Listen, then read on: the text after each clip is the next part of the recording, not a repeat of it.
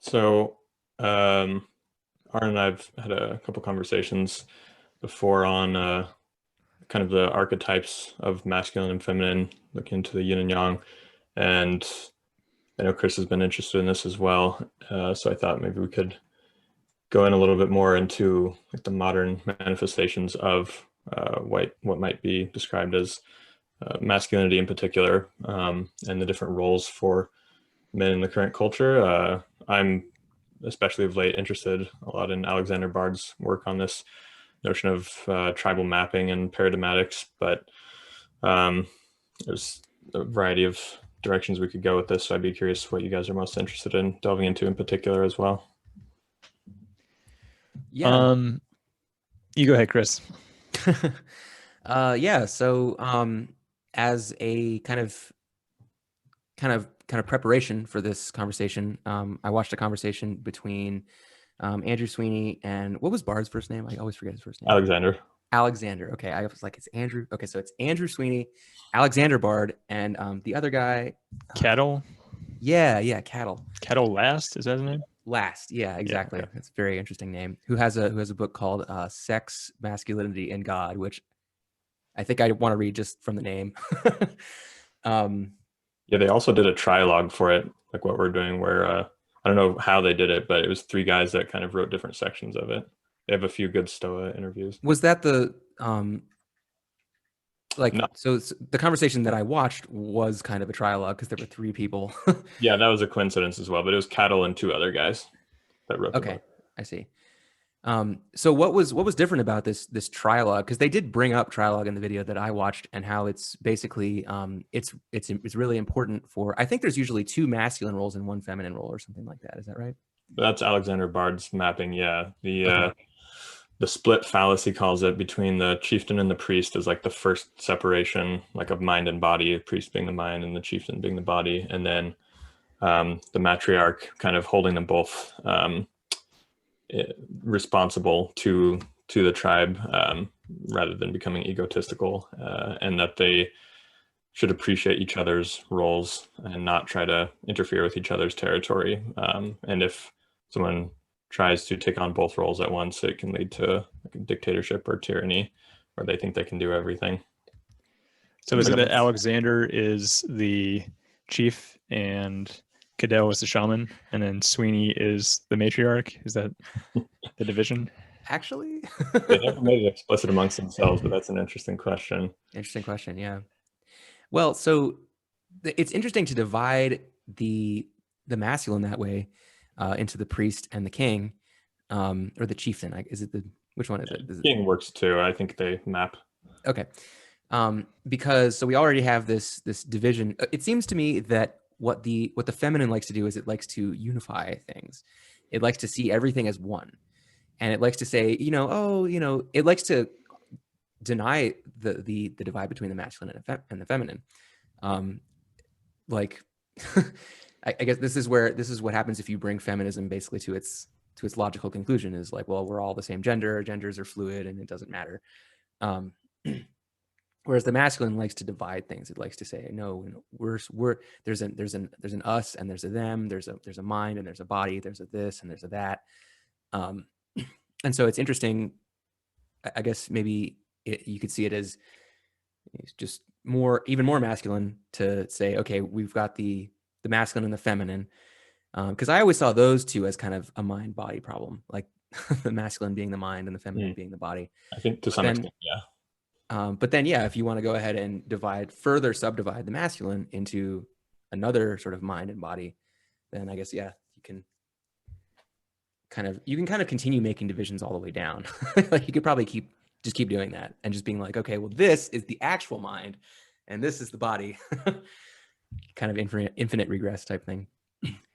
It's interesting. The unifying force of the feminine, I think, is interesting because you do see that play out in social dynamics where women typically have this way of sort of smoothing over the social scene and kind of making sure everyone gets along and trying to sort of like mediate conflict. And that's just like a very grounded way of looking at it. And then men do have this sort of differentiating quality where they want to divide up and they want to actually kind of like bend nature to their will in some sense. Like they want to differentiate away from nature. It's also like that idea. is to sort of be like, I have a self and that's separate from nature, and that sort of atomizing effect. I think you can see that play out in social situations. So that's an interesting thing to bring up. I hadn't really thought about that you said as feminine having a unifying force in that way. I think it's true. Yeah, it makes sense with the big five finding that women after adolescence tend to be more agreeable. And Bard does talk about the discernment, and Jordan Peterson brings it up as well. Like the logo says sort of deciding what's relevant, what's most important as a kind of a masculine role. And then I was also just recently thinking about the kind of fundamental duality between like the one and the many, like multiplicity. I think Cattle actually brought it up of like sperm versus the egg is like the one, that it's all inclusive. And then Bard talks about the matriarch as kind of being at the back of the tribe in the nomadic traditional tribe he argues for. That was the model for humanity for most of our existence, that it pushes the rest of the tribe forward and make sure everyone's in the group. And if you're behind the matriarch or like the old grandmother, then you're, in danger of being left behind in chaos. Whereas the phallic sort of points in the direction that they're going. So like the priest imagines the event and the narrative and the vision for the future, and then the chieftain embodies it and does it more physically, the leading. So what did you say there? What did you say there about being behind the matriarch, and how you're left behind or something like that? Can you? Yeah. So Bard talked about often the chaos as a feminine goddess archetype, because if you're like, the role of the matriarch in some sense is making sure everyone is included in the tribe, like no one is getting left behind, whereas the male role is more like pointing where the tribe is going, like the tip of the spear. And so if you aren't, with at least like the matriarch or the grandmother at the back, then you're kind of out in the wilderness in chaos and potentially in danger.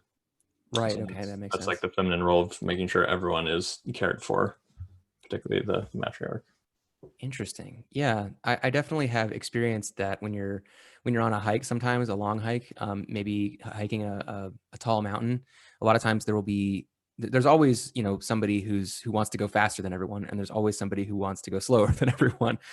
And in order for the group to stay together as a unified group, there needs to be somebody usually in the middle who's kind of waiting for other people to catch up, while also saying like, hey, don't get too far ahead to the people who are getting ahead. Yeah, I would think the middle would mostly be like the women and children, whereas the very back would be like the matriarch, like the old crone who is kind of in some sense in charge of the tribe behind the scenes in a way. You said the middle would be the children? Like the women and children, the younger children. women, because they would need to be protected, I would imagine, like in the literal spatial arrangement. I would imagine that's kind of what it would be traditionally. Interesting. So I often find myself in that kind of middle role where there's somebody like way out ahead, and there's people falling behind, and I'm kind of just like, hey, everybody, let's stay together. I wonder if the role that I usually find myself in is that the priestly role. Does that sound right? So I think what you're talking about could be construed as more of if we're continuing with Bard's terminology, like the shamanoid, which I also identify with, where they're like the contact between different tribes, and they mediate between like completely different cultures and ideologies, so that they're not constantly at war. I'm not sure if that's what you're referring to, but they would be more of that liminal, like they're the expert of the liminal space instead of the tradition of one particular. I guess that's not really what I was talking about. I was talking more of like just within the same tribe, the kind of unifying force that isn't necessarily it's not in the back with the grandmothers, and it's not in the middle with the women and the children. It's like a little bit ahead of that. So what would you be defining as the back in this context? Like people who are less competent at whatever is going on, like they're still kind of learning the ropes? Yeah, people who like might get left behind, people who are just not, the rest of the tribe is moving on, and they're tired of waiting for whoever this is to catch up. So those would be the people that might get left behind. Yeah, and that's an interesting archetype. Because I mean, you do have to leave people behind sometimes. If you're in a hunter-gatherer situation and you need to move quickly, and somebody isn't keeping up, as you said, you could get left behind. Right. Yeah, I mean, that plays out metaphorically now. Even I think that people metaphorically get left behind. If you're Arran, Arran, you're muted. Sorry. Am I muted? Continue. Am I still muted? No, you're good on my end. Oh, can you hear me, Chris? Yeah. Sorry, I saw you like moving your mouth. There was no sound, so. What I was saying is that the notion of getting left behind, I think, is something that plays out. It used to play out literally, I'm sure, in hunter-gatherer tribes, but now plays out metaphorically in many ways. If you're in sort of like a business venture, you might say, and you have a team of people, there are people who aren't keeping up with the team, right? And the business venture wants to keep moving quickly, and someone is at the front leading the charge of the startup, let's say. And there's just people who can't keep up, and those people get left behind, which means like they get fired or something like that. And even in social scenes now, and maybe this is what you're saying, Chris, or maybe it's not, I'm not sure. But like, for me personally, I've struggled in social scenes because I always find myself to be pushing ahead pretty hard, like pushing ahead, like whatever that means. It's not as if you're actually trying to get literally geographically anywhere necessarily, but like, the social scene needs to evolve. It needs to grow. Why don't we try this new game, or why don't we try this new sport? Hey, we're having a barbecue. Maybe we should do something different this time. There's kind of this like leading the way, and there's sort of that sort of alphaness sometimes that people kind of call it, and maybe that's like a way they're referring to like it being like sort of pathological. It's like the alpha male is sort of like leading the charge and everything, being kind of dominant. And then there's people who sort of follow the alpha male, like other males who might be sort of like beta follow. And then there's, I've always sort of thought myself as being somewhere in between sort of like the alpha space and like the gamma space, which I would say is sort of like more observational. It's like, I'm not following or leading. I'm kind of around and maybe I will take the lead if I have to, but if I don't have to, I'm kind of cool just like sitting back and watching and playing support if it's needed. And like, you don't tell me what to do. And I don't tell you what to do, and like, we're good. And that kind of, to me, feels sort of like a strange sort of shaman space almost. That can become chieftain space if necessary. And that's sort of how I think of myself occupying the social scene. And some people don't like that. Like, some people find me to be too pushy, and they want everyone to stay together, and they want to stay cohesive, coherent, like where we are. Like, Arran, you're being too aggressive. You're trying to push this new thing onto the scene. Why don't we just stay where we are? You're rocking the boat. Stop rocking the boat, Arran. And that's been my experience for a while. So that all resonates with me in that way. Yeah, that definitely resonates with me too. And I guess in social situations and social organizations, such as like my friend group, I do find myself often taking that role of like, hey, let's try this. Hey, let's try that. And just kind of doing stuff and seeing who shows up, basically. And like oftentimes I just find that nobody's coming with me, and I'm just, off doing whatever adventure by myself or with, one or two other people. So I wonder if that's more of a shamanic thing, or Connor, I think you were saying that was a little bit more of a priestly role. Or if that's just like, I'm a chieftain and I just want to find my tribe or something like that. I think it could be related to the priestly role and the shaman role. And I definitely resonate and relate to that, what Arran was saying about the gamma as well, where I find myself wanting to introduce novelty and like sort of evolve the context in an interesting new direction, but the actual sort of act of organizing people and like persuading them is something I feel like is not my specialty at all. So I just kind of want to introduce the idea and then like, provide support or advice on like how it might work, or sort of plan it out from the background. So I think that would fall under the priest role of like imagining the event. And Bart also talks about the Eventology as kind of like the more recent masculine religion that's layered on top of, not replacing, the Nomadology, which he identifies as like the hunter-gatherer religion of everything returning to the same, like the cycle of the seasons, which is a bit more feminine or matrical. And then Eventology is the idea that you can create like a better world, mostly using technology and the mind, which was at the beginning of civilization, where we settled in the first cities. And he identifies with Zoroaster starting that, where like novelty, the introduction of novelty, through first the priest envisioning it, and then the chieftain carrying it out, leads to a new event, and then like a new way of being that then starts like a new cycle over the new way of new culture. So would Bard identify eventology with masculinity and nomadology with femininity? Yeah, roughly. The repetition of the same, he identifies as like he talks about it from the perspective of daughters and sons, where the daughter just has to mimic the mother, basically. Like it's this ancient lineage of carrying out the role of maiden, mother, crone, whereas the son wants to be just like slightly different from the father in the sense of envisioning like a better, slightly different world using technology, and therefore it's not quite circular. It's like a little bit of difference each repetition, more like a spiral going upward, like spiral dynamics or integral or whatever. Oh, sure. Yeah. So that reminds me a little bit of eventology versus nomadology. It reminds me a little bit of Wilber's Ken Wilber's. I like how you brought up spiral dynamics. I guess I was also thinking about that. How there's the ascending path and the descending path, and the ascending path always seemed to me a little bit more masculine, and it seems like it's kind of like in Wilber's view, it's kind of like there's two gods, right? There's the more feminine god, which is like, unifying. It wants nobody to be left behind. It wants all of nature and all of the universe to be kind of included on things, and to be empathized with. And then there's the ascending path, which is the more kind of masculine way of looking at things. And it's kind of like, okay, we gotta improve, we gotta discover new technologies. We gotta go to Mars, we gotta go to other solar systems, we gotta survive, we gotta go someplace else and find new things. And so, yeah, it was just. And he allows for both of those to progress through the like red, blue, yellow, the colors or stages that he calls them. Like they're both always present, I'm assuming. Yeah, exactly.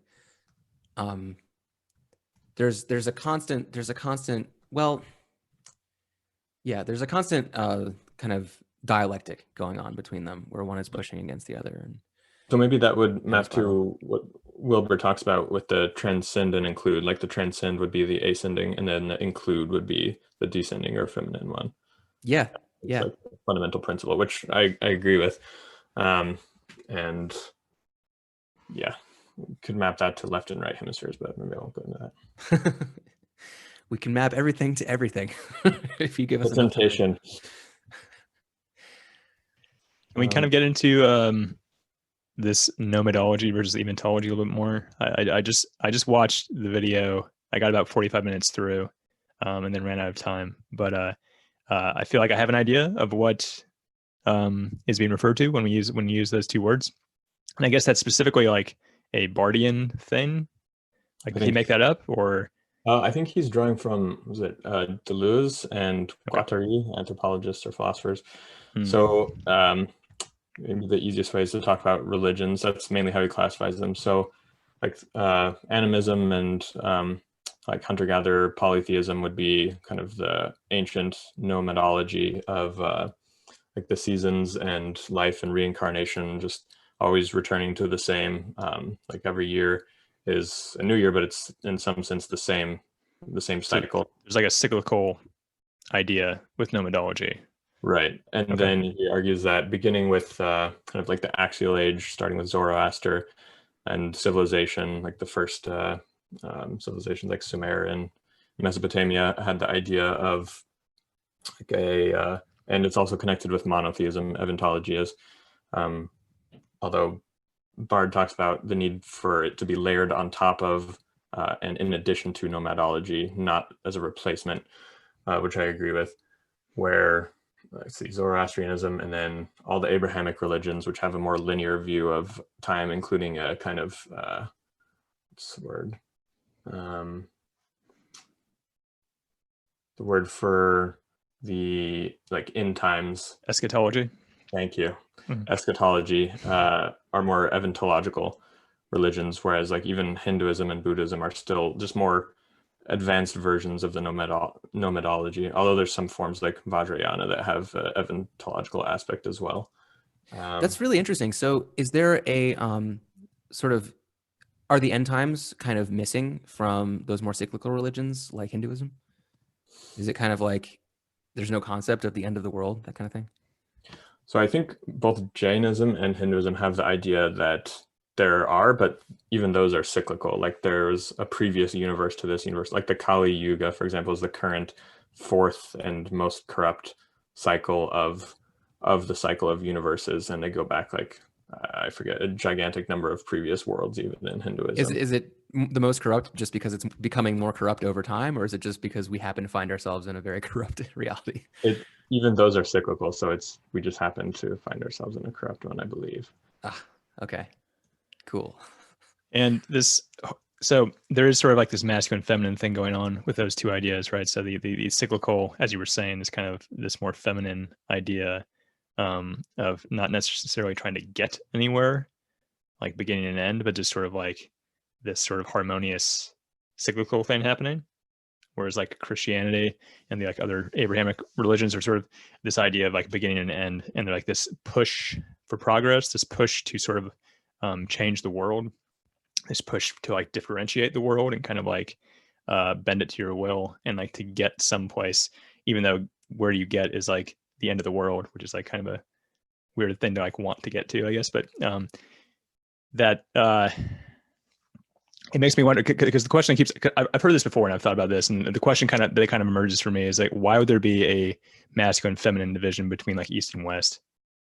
You know, because that's almost like what it sounds like, is like the Eastern world is just feminine in some way, but it's like, why would that be? Like, what would result in that? It doesn't seem like you could actually make sense of that, of dividing East and West in masculine and feminine. Any thoughts? Well, me and Connor just had a conversation about McGilchrist and the Master and His Emissary and the division between the left and right hemispheres of the brain. And I think McGilchrist talks about how, I think he brings that up, that I think he criticizes that, though, the sort of mapping of Eastern religions and Eastern cultures to more right hemisphere stuff, etc. But I definitely see an association there, for sure. Yeah, to some extent, I think although there's still some elements like, well, first of all, Zoroastrianism, Bard is quite praising of as like the first eventological religion, which is kind of in that middle ground between East and West. And then he also argues that like Christianity and Islam are kind of the shallow copycats of Judaism and Zoroastrianism respectively, and then they kind of got rid of of the nomadological aspect, which is always there, and like if you try to get rid of it and have pure linear, then it's going to come back in some way and haunt the religion. So the dualism of like a eternal afterlife and perfection and immortality, he's quite critical of as well. So like the nomadological worldview is still always the basis, but you can build an eventological one on top of it, but they both have to be there. Like you have to have the nomadology, but you can have both, but you can't just have a eventology, or the nomadology is going to be there somewhere and not being recognized. So I think in some sense you could argue for like some of the current return to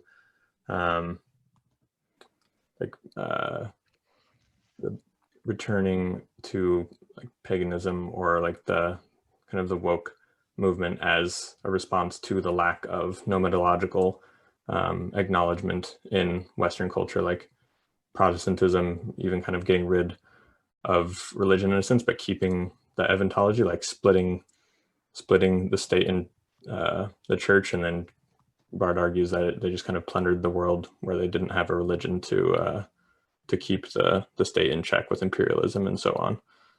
Interesting. So does Bard see the West just in general as being sort of like this disease in some sense. Uh, They threw out nomadology, and what happened was all this progress, and that like that's like sort of corrupting in some sense, or it's how would you say, an unbalanced tyrannical movement in the world because it's lost this nomadology. yeah, I think he would say that the West and like the imperialist era was unbalanced because it tried to separate state and religion. And he argues the purpose of religion is mostly for taming and directing male energy, and women and children just kind of benefit from that. And even though it was understandable, maybe after the 30 Years' War between the Protestants and Catholics, to try to split that up, in the long term, it's not really a sustainable solution because religion will creep in like less healthy forms. Like now, I think kind of the woke movement has some aspects of a religion without really understanding the nature of that. And so it's kind of like a bad first attempt without realizing it in some sense of kind of a nomadology in response to the lack of that cyclical, all-inclusive nature where, yeah, sorry, I'm not sure if I answered your question.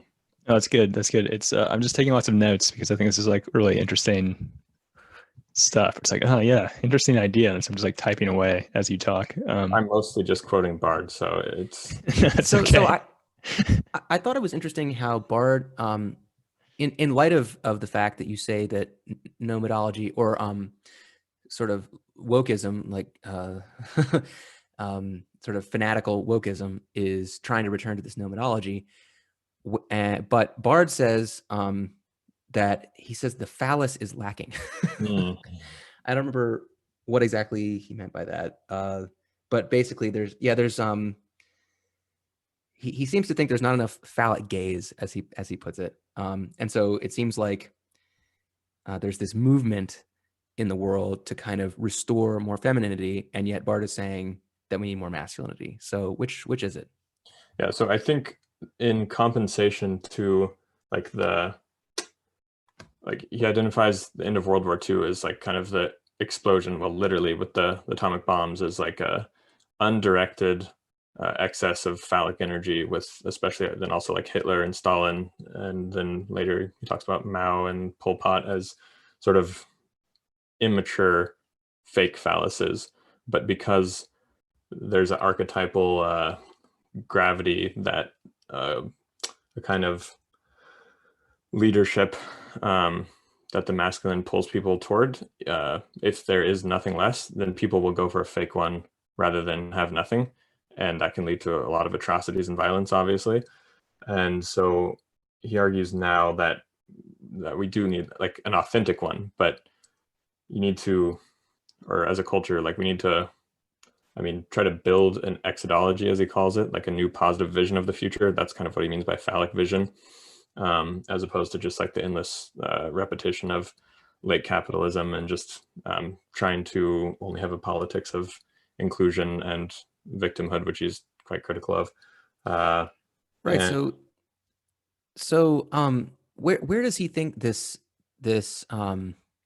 you said there was a need for authentic phalluses instead of fake phalluses, and you said that people will follow the fake, sort of this fake phallus, in the absence of an authentic one. And yeah. so do they do that just like what are the circumstances that cause people to follow fake phalluses? Is it just that the fake phallus appears and then everybody goes, oh, we need more phallic gaze in our life or something like that, and then they follow that masculine energy and it leads to atrocities? I think it's like when there's a lack of direction, or that like hierarchy of values within the culture, which I think you could argue is due to a breakdown of religion. Like Jordan Peterson talks a bunch about this sort of stuff, that people will look for some sort of metric by which to judge things, and then one of like the easiest ways to do that is just some sort of leader who says like, I'll fix things, like here's what we're going to do or where we need to go.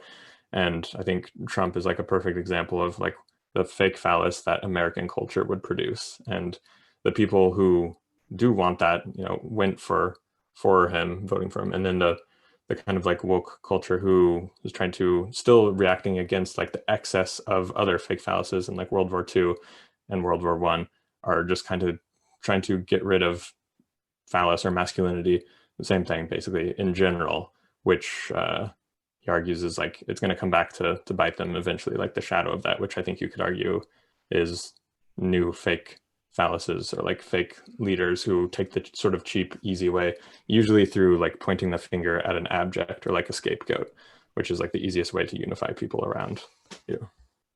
The shadow is I feel like a good way to sort of think about this. It was from my own paradigm of making sense of this idea of like the fake phallus or the rise of the fake phallus is, the shadow as something that happens when you try to banish something that you can't actually banish.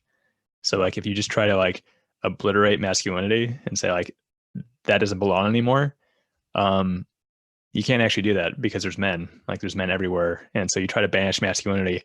All you do is create this masculine shadow where it's like if they can't operate in the light, then they'll operate in the dark. And then you have all these really unhappy, unsatisfied men who are doing things they're not supposed to do, but they're kind of like trying to hide it. And so it just manifests in all this like energy that hasn't been integrated properly. And so it's all this like dark sort of festering energy, and men start behaving badly. And you kind of get this like phallic shadow, which I think is sort of an interesting term to throw out there, like the shadow of the phallus. Whereas like you should be embracing the authentic phallus, which means embrace masculinity and hoist it up, and give it structure and direction, and say we need men, we love men, and masculinity is powerful and we need it. And that's how I would think of it. That's how it makes sense to me to think of this. Yeah, that's a really useful way to think about it, because in terms of when I think about what my own shadow would be, a lot of it is that kind of like aggressive impulses and things that would be associated with masculinity. And it seems like that's a very useful connection to kind of expand the metaphor to all of society, and kind of look at it as though, yeah, society is suppressing its masculine energy, and this is leading to the masculine energy, rather than going away, it just gets expressed in these like inappropriate ways. Yeah, exactly. And I think one of the key differences of the authentic masculine leader would be like a novel, positive vision of a future that they're like working toward and sketching out, rather than like pointing the finger at some group, some minority group, which may not even look like a minority group at first,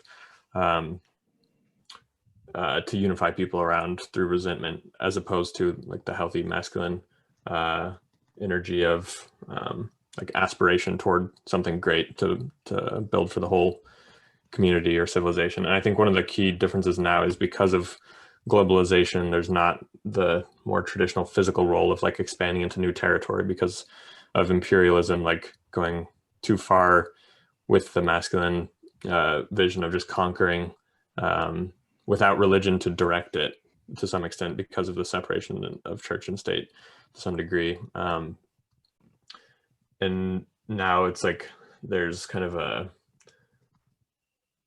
lack of where the energy should be directed. And so, at least for me, one area that I think is really important is what Bard calls ecotopia. So instead of like trying to get rid of civilization as such to protect the environment, because I do think ecological destruction and climate change just being one of many, in addition to soil and water and other after effects of like externalities of capitalism, is one of the looming issues of the next few generations. But to try to turn that into an opportunity for building a new integrated civilization that works with the natural world in a more sustainable way, like Jordan Hall's Civium Project, where people grow most of their food locally, but still have the internet to like collaborate for more mental long-term plans as well. So you'd have in some sense the best of both worlds. So I feel like that's one avenue for a healthy direction for where that creative male energy to build something great could be directed, as opposed to traditionally where it has been, which is like conquering new territory and so on. Hey, just really quick. This is brilliant, and I really want to jump in, but also I think I need to take my dog out. So No problem. you guys keep it going while I'm gone. I'll be right back. Shall hold down the fort? Yeah, it should just be like 5 or 10 minutes. Okay. So, all right. Sorry about this, guys. No problem. Yeah, Connor, that's interesting. I think it is this problem because the masculinity does have this sort of exploratory pushing energy, right? It's like it wants to go somewhere. It instinctually wants to build new things. It wants to kind of improve things. It wants to create spaces that are good for everyone. If the masculine energy at least is a virtuous one. And it is interesting because geographically, that's very easy to make sense of that in the past, of like men kind of pushing out and exploring, expanding their territory in some way. But in our modern world, that's not a thing anymore. It's like geographically, it's like you're not going to go conquer any area without starting a war. And even if you're just like living in the city, like I am, perhaps, it's like you can kind of explore geographically in some ways, but mostly it's like you're sort of just confined to your house, and that's it, really. And so that exploratory instinct, in many ways, I feel like what a lot of men do is they abstract that up into a philosophical world, or sort of even a digital world, with like video games, like in like virtual reality. It's like you can carry out the same masculine drives in a virtual world now. And that's sort of dystopian and weird, but maybe it's like a good thing that people have that. But that whole idea of like, how can the masculine energy be harnessed in a virtuous way for positivity? And there is sort of this need to innovate, and like without expanding your territory or conquering, how can you sort of continue to explore via improving your city or improving your civilization? And the sort of ecotopia you're mentioning, or the Civium Project, sounds like this is a good structure for directing one's phallic energy, you might say, in a positive way. And that's interesting. Yeah, I think there has been a long-term trend toward shifting that energy from the physical space to the mental space for a long time. And I think largely that is a good thing for if it eventually comes back to improve the physical as well. Like, I think there's a lot of positive potential with the digital, and even with video games. I just think the large majority of them are kind of poorly developed to incentivize addiction rather than learning skills to be able to bring them back into our world.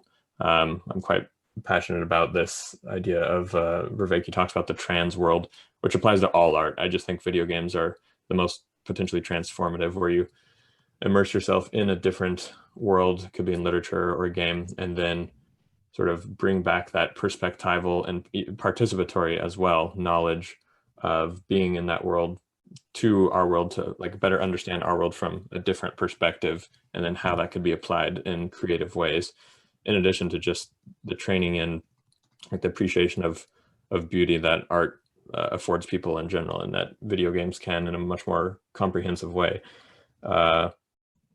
And so, I mean, you can kind of not get the energy out, but express that energy in a healthy way, like obviously through sports, for example, which used to be training for war, which, I mean, maybe it's a good thing we don't need it anymore largely. And then there's also the idea of how technology and like drones and nuclear weapons have made humans as warriors, like men as warriors, somewhat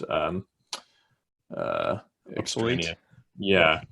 And finding other ways to express that energy, to not so much keep it ready, but that's also nice, but more so just like allow it a healthy outlet, I think is great. And so for me, like parkour and like exploration, whether it's in the city or in nature, like natural parkour, I'm interested in Rafe Kelly's work there, allows for that kind of ancient drive for exploration, and then even kind of some of the aspects of combat and sports and the physical aspect to be expressed. But overall, I do think the mental exploration is kind of the way forward for like designing and improving the world, like that impulse to improve the world, I agree, is like one of the healthiest and most close to the core elements of virtuous masculinity. And yeah, using the internet for collaboration between, you know, different cultures and different specialities and different vocations, I think is an excellent opportunity if it's not designed for, you know, addiction and attention maximization, which it largely is to some extent right now, just due to the incentives of some of the tech platforms and capitalism. So it makes me wonder, you know, the masculine drive is to sort of improve the world, but there's a lot of obstacles in the way, you might say, and like maybe one of those obstacles is like not having the authentic phallus in power, right? So like in many ways, like the authentic phallic, the virtuous man, or the in some sense like the philosopher king is not actually the one who's king right now. And I kind of wonder what could be the possible routes towards the kind of change that maybe we think needs to happen, without there being some sort of redistribution of power towards those who would be the authentic phallus, you might say. So what do you think about that? Yeah, I agree. There's definitely a lack of positive male role models, especially of elders. Like Bard talks about this a lot. Like one of the current issues, as does Jordan Hall, is the lack of generational transmission of wisdom. And it's largely not the elders' fault nor the youth's fault, but it's just because of technology, the culture is shifting so fast that there's like a cultural lag always between generations when things are moving so fast that a lot of the things they knew was not applicable anymore. That's part of it. Right. But yeah, having a healthy male role model, like obviously Jordan Peterson seemed to be for a lot of young men who lacked that sort of direction and that phallic fatherly gaze, where Bard talks about the matriarchal gaze, or the mother's gaze, is like unconditionally loving and warm. Or yeah, I think we talked about this. And the father's is like, it looks at the world first, and then it looks at you to decide like how you need to measure up to like live in the world, and is a bit more conditional in a sense for its approval, which drives people to improve themselves and like find what their vocation is. Right.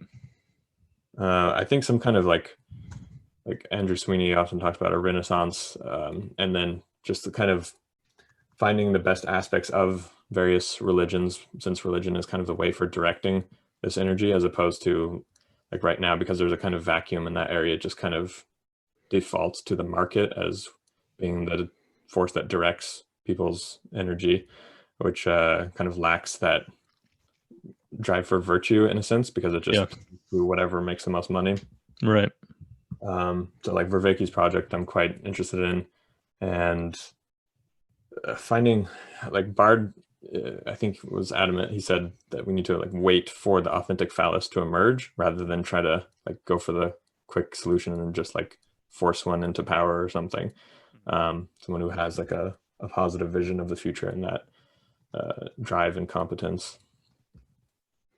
It's interesting, yeah. Like as if you were going to try to force the authentic phallus into power, you'd actually just become the inauthentic phallus by doing so in some ways. That there needs to be maybe a more gradual emergence of the authentic phallus, just because of its nature as something that's a little more balanced. Not sure how I would like describe that using the terminology we've been using, but this notion of I guess like the dialectic sort of is something that was Alex Bard was bringing up, but the way that something is going to evolve over time and be in harmony with this sort of emergent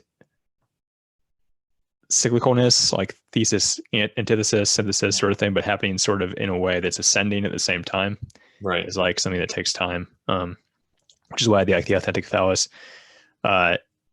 perhaps needs to be something that like is a cultural shift over time that just sort of comes into being without it being sort of imposed upon people. Yeah. Like top down maybe won't work. It has to be a sort of bottom up emergence that's sort of like one piece at a time, maybe.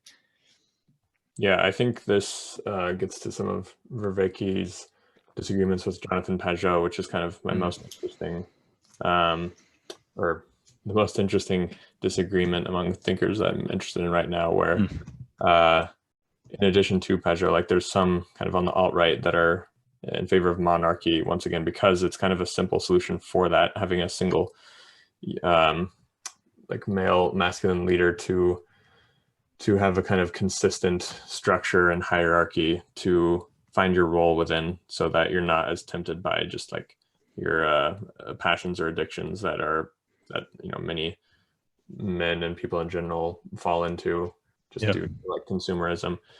But as Bard also says about the three branches of US government, the checks and balances actually kind of mimic the traditional tribal structure that he argues for, of the chieftain being the executive branch, the Congress being the priest, and then the judiciary being the matriarch that holds them in check in a sense. And that triarchy of the tribe is like one of the most sustainable, almost metaphysical, not exactly balancing, but like dynamically sustainable systems. And I don't know, he actually thinks democracy is dead, which is interesting. Like thinks that there's going to be some more direct, like I forget what he calls it, but kind of liquid democracy. Seems somewhat similar to what he's talking about, where people just have more direct access over every decision. But I think that desire on like the alt-right for a monarchy is kind of an expression of that, like sort of lack of patience, like the masculine yin virtue of patience for like working towards something that's more authentic and sustainable, but just instead wanting something that seems like it'll fix all the problems right now, like some leader that seems like they'll just crush the current system and like tells things that sound exciting or simple. You missed a lot, Chris. We just talked about some crazy Sounds like shit. it. Yeah, it sounds like I got some catching up to do. Anybody care to summarize what I missed? I'm really sorry about that, guys. I really wanted to be here the whole time. Fine. It's totally fine. It's interesting sort of switch up to the energy, which I think is kind of nice. So we were kind of, I brought up the idea of like, what's it going to take for the authentic phallus to come into power? Because it doesn't seem like something you could just sort of impose upon people. And if you can't, because the authentic phallus, let's say like the virtuous masculine energy, whatever you want to call it, like one of the problems is like that doesn't really have much power right now in our society. Like the people who are in positions of power, like are they sort of like the authentic phallus, or are they more the inauthentic phallus? Right. And you mentioned the word virtuous, so it seems like people in power right now are probably not so virtuous. Phalluses because they're not virtuous.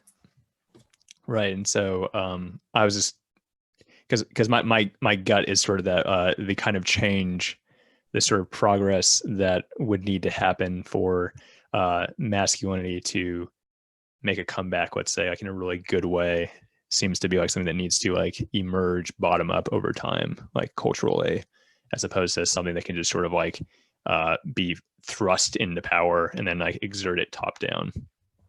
Interesting. That's where we started. And interesting theory, because that seems like a sort of feminine way to do it, like bottom up, right? Right. So like there's sort of an emergent like unification. Everybody just kind of decides like, oh, this guy, he's the real phallus. He's the real phallus. Yeah, I hope someone just sees this talk out of context. I guess fast forwards to this part of the talk. Here's us. Yeah, I'm always wondering whether to like swap out Bard's terminology in this particular case. Yeah. The word phallus, I do find myself just being like, should I? It feels awkward to say because it's just like, yeah, using it in this very like symbolic way, but usually it's not used in such a symbolic way. So okay, so you were saying you were wondering how this would happen, how this authentic, we'll just say like masculine leader or something like that, how he would emerge, and you're saying that you think that it would be kind of a bottom up thing. Can you describe a little bit more in detail of how you think that would happen? Because I think that the kind of change that like the change that we sort of need to happen in society, and if we're just going to confine it to sort of like like the philosopher King or the person who is the virtuous masculine who has a good balance between sort of the shamanic and chieftain elements in some sense. If that's going to become something that's pervasive in our society, it needs to gain power in some way. But power is tricky because it's corrupting, right? Power like naturally corrupts. Any sort of masculine force, you might say, that was sort of ascending in power could very easily become sort of the pathological masculine that right, the fake, as we've been talking about. Yeah, like the fake phallus, or the sort of tyrannical, imperialistic, or all the bad qualities of the masculine sort of being the one that's in charge, and that happens naturally almost. So it's sort of like this weird paradox almost, because it's like, how can the more wise, more patient, more balanced masculine also become the thing that has power? And that's tricky. And it almost seems like the only way that could happen is for it to just sort of become a cultural thing, where it's like more and more men are sort of becoming authentic in the way that we're using it. And it's just happening like piece by piece by like the three of us. Are we ascending in some way? Are we ascending towards authenticity by having these conversations? Does that spread? It feels like something like this is spreading on the internet, but or maybe we're in a bubble. I don't know, but that's kind of how it feels. And like, that's sort of like a bottom up thing where just culturally it spreads. And it makes sense to me that if more men are becoming more authentically masculine, then a authentically masculine leader should be able to emerge, because the qualities that leader embodies will be valued by the other males in the society, or at least by the general masculine energy in the society. Connor, you had mentioned when I first came back that that the alt-right is kind of looking for a monarchy to emerge or something like that. I was thinking, well, this does seem like when monarchies have emerged historically, that something like this process must have occurred, right? I'm not sure if there's an equivalent to like our current system that's like so technologically mediated historically. I don't know, but in the sense of like I know Plato has the sequence of, was it democracy into tyranny into timocracy into oligarchy or something? There's a sequence of that sort, and I think we may be at like there's a word for that age. What's right after democracy? Let's see. I think it was democracy to oligarchy to tyranny to timocracy, and then timocracy was like a little bit better form of tyranny or something. I'm forgetting. Yeah. Well, so if I remember correctly, you said this was Plato, right? Yeah. Yeah. I don't know if it was the same model or a similar model, but there are three different like groups of people. There's like the guy on top, there's the rich people, and there's the everybody else. And so there's like the healthy and unhealthy versions of if each of those groups were to rule. So the healthy version of if sort of the general masses are ruling would be a democracy. And then the unhealthy version is, I forget, there's some term for it, but it's basically like mob rule, right? Right. It just kind of goes nuts. And then there's the oligarchy, which is I think probably the negative form of, I think it's the aristocracy. It's kind of like the more noble version of rich people get to rule. And then there's, I guess monarchy or autocracy, and then dictatorship and tyranny. So going back to what I was saying about like a monarchy emerging, there are lots of historical sort of legends about how various kings became king. You see this in ancient Rome when, and actually there was a guy talking about how he thinks that this point in time is actually analogous to when Augustus Caesar came to power. I guess it was Julius Caesar first, and then it was Augustus Caesar, and he kind of established it. It used to be a democracy, right? It was a republic. It was the Roman Republic, and then that fell. And then there was the kind of Roman Empire, which lasted for hundreds of years more. And so you were talking about the alt-right, and there's actually this guy named Curtis Yarvin who apparently like helped spark off the alt-right. Yeah. Like it's a very different philosophy, but it's kind of like that neo-reactionary like strain of the new right, and they do seem to be like, let's let's have monarchies. Monarchy is the best way to do things. So Yeah, I feel like a lot of that is the sort of thing where you're only noticing all the bad aspects of your current system, and then only noticing all the good aspects, like the nostalgia for monarchy, and then ignoring the opposites of both of those. Like I'm not sure actually what Bard's view politically is for the future, and I mean I'm more interested in like I said, Jordan Hall's vision of like more local communities to like live more tribally, but still have technology and the internet. Yeah. Would that still be a democratic system they're living under?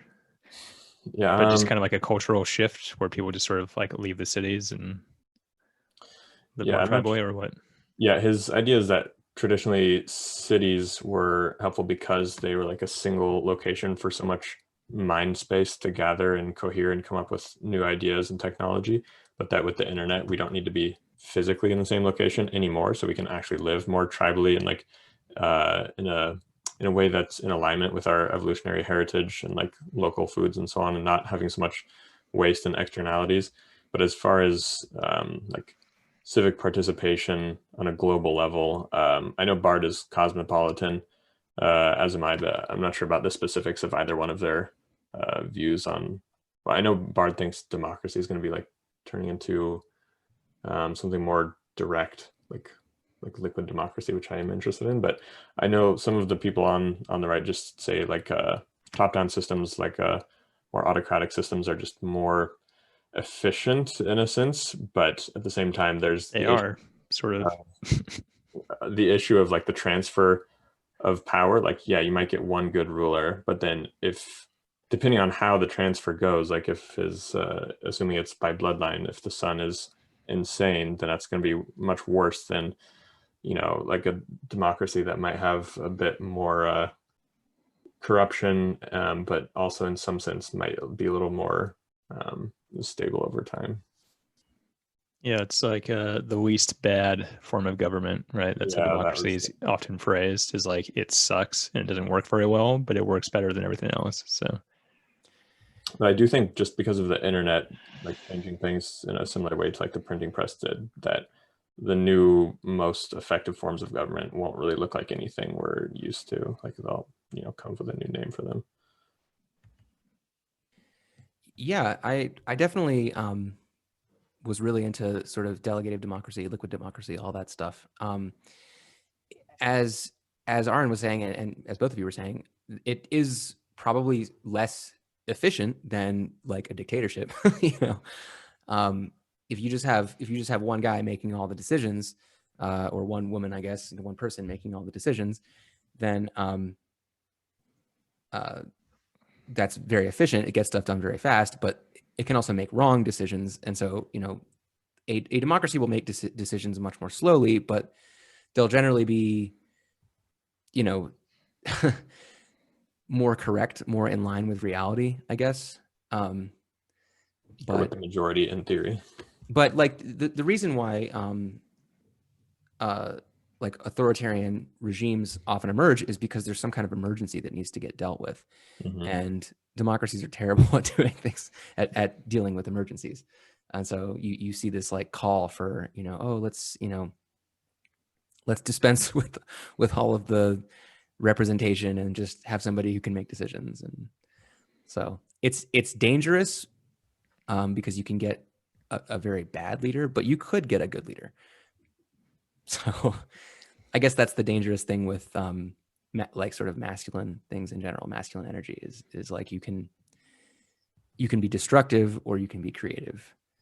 Yeah, like there's more risk taking involved because men are in some sense more expendable. So that's like why they have the desire to improve things rather than just maintain things, because they're kind of extraneous in some sense compared to the women traditionally. Yeah, we mapped men or the masculine yang to fire, right, in our last conversation. Mm-hmm. Connor. Like what Chris was just saying is that men can be incredibly destructive and incredibly constructive too. But they have that wild swing that can happen, like way more than women tend to swing as far as their capacity for good and evil, you might say. Yeah. There was a term that you used, Connor, I think that I kind of wanted to get to because I'm not sure what it means, but I think you said exodology, which Yes. is like the positive outcome for the future that I think Alexander Bard was talking about. Yeah, he's trying to develop exodology in the sense of like Exodus, the biblical transfer from Egypt into the Promised Land. Although he's interpreting that as like into the digital to like properly understand the positive potential of the internet, rather than the old institutions that are still kind of built on like the Blue Church, as Jordan Hall calls it, and the exit is still kind of like that spear point tip. So in some sense is like the masculine energy first, because it like is exploratory.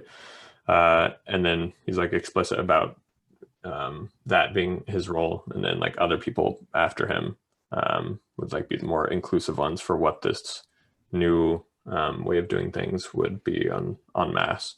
But first, there would be the more experimental stage, which, yeah, I think having a variety of different sort of experimental forms of culture or government is also one way to like find out which one works best in the internet age.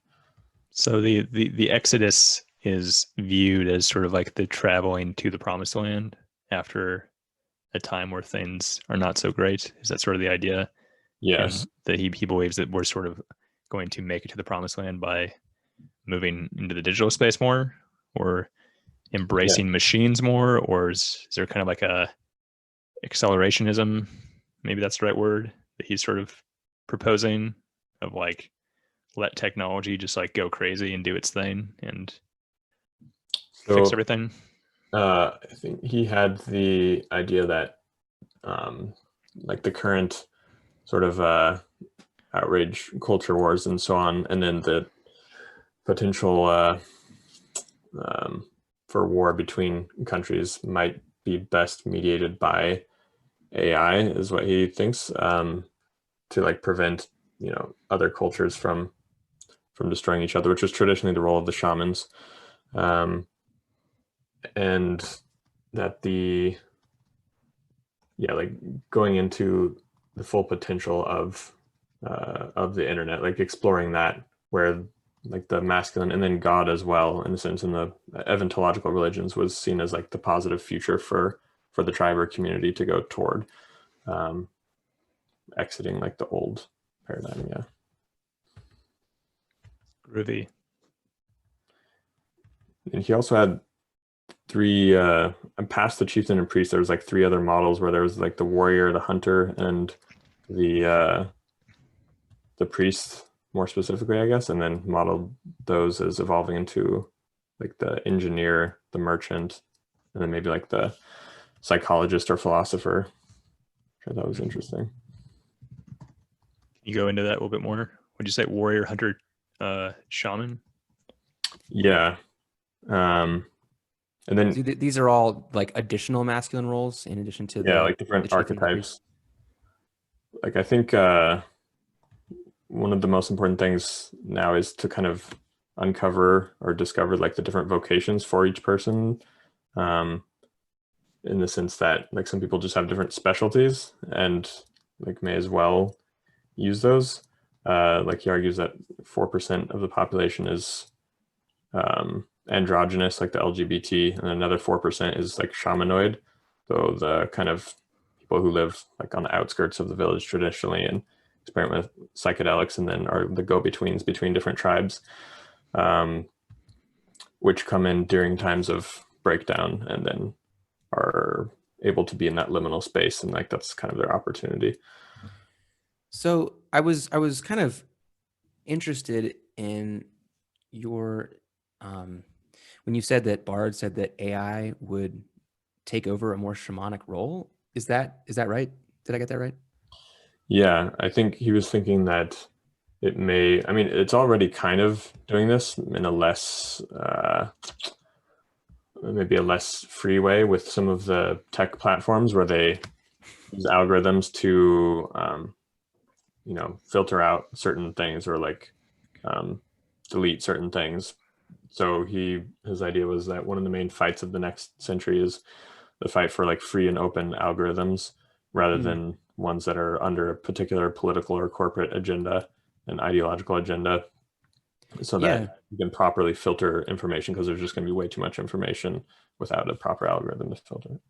Yeah. So, so basically, we need to give the AI some psychedelic drugs so that it can imagine all of the future possibilities and determine which ones are the best. Yeah, I think Oh, and also so it can make friends, help us make friends with other cultures, yeah, that was the other thing. alien cultures, maybe. Yeah, that's also possibly a unifying thing. But like the translation of language with AI, for example, that might be able to be more helpful. Okay, interesting. So, sort of using the AI to unify us as a planet. Right. Cool. Is there any way that an algorithm could actually be sort of unbiased? And how would that work? I mean, if you're going to sort of filter out what doesn't belong, let's say, if you're on a platform, it's going to filter out things that maybe shouldn't be there or something like that. How is it making those decisions? Like, how could that possibly work? Yeah, that's a good question. So I guess in one sense, open algorithm would mean that like the filters that it uses or the general trends that it's looking for would be like publicly available maybe. And then another one would be that they filter largely for like what people are actually searching for in quality versus a particular agenda. But I suppose the line is blurry there. Okay. So it actually best try to give you what you're searching for somehow. So, Right. It just seems problematic because it's like, how can it not be programmed to sort of make judgment calls that can't really be objective, right? There's like no way for the algorithm to be truly objective in some sense. So you can. So my theory of where AI is going is that they're going to be digital life forms, and they're going to be like us, like where they have a directive to survive and reproduce and propagate. And so when you have when you have selection pressures, and you have reproduction and mutation and sort of genetic experimentation, and you have this very rich environment for experimentation, what comes out the other side is something that's kind of objective. It kind of is adapted to its environment. And so that's what life does. And I think once we make computers do the same thing that life does, I think we're going to get true strong AI. We're going to get true intelligence, artificial intelligence. That's interesting, and I agree with you in some sense. Like it's almost like nature will decide on like the optimum AI in some sense, just like it decides on the optimum biology that's best adapted. Yeah, But and we'll have a huge part in that. Humans will have a huge part in deciding what the optimum AI is. At least we'll have a big impact on it initially, which should propagate down the line. yeah, I don't want to derail this conversation too much but I think it's interesting. Won't that naturally lead to AI just becoming something that is like written about in science fiction stories where it just destroys humanity because it's like fighting for its survival in some sense? How would it not do that? Maybe if humanity becomes bad enough for the planet, then I could see it doing that. If humanity is